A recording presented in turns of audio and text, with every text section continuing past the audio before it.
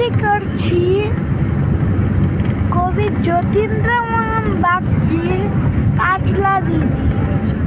বাঁশবাগানের মাথার ওপর চাঁদ উঠেছে ওই, মাগো আমার শোলক বলা কাজলা দিদি কই?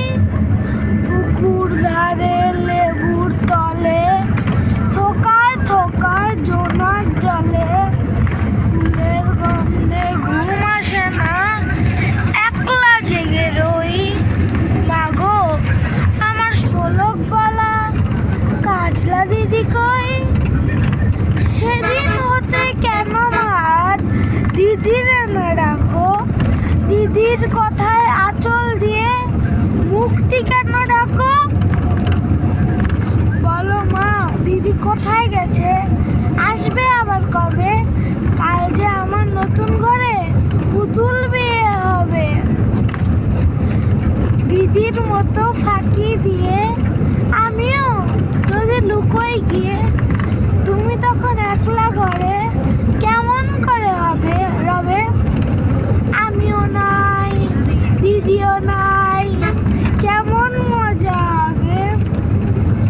ভুই চাপাতে ভরে গেছে শিউলি গাছের তল, মানুষ নে মা পুকুর থেকে আনবি যখন জল। ডালিম গাছের ফাঁকে ফাঁকে বুলবুলিটা লুকিয়ে থাকে, গিয়ে তুমি দিও না মা ছিঁড়তে গিয়ে ফল।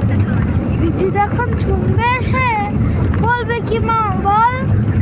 বাঁশবাগানের মাথার উপর চাঁদ উঠেছে ওই, রাত্রি হলো কেন মা আর দিদি আসে না কো?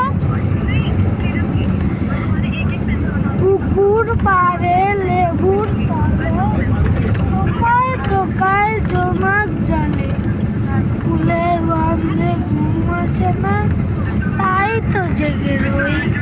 মাগো আমার শোলক বলা কাজলা দিদি কই?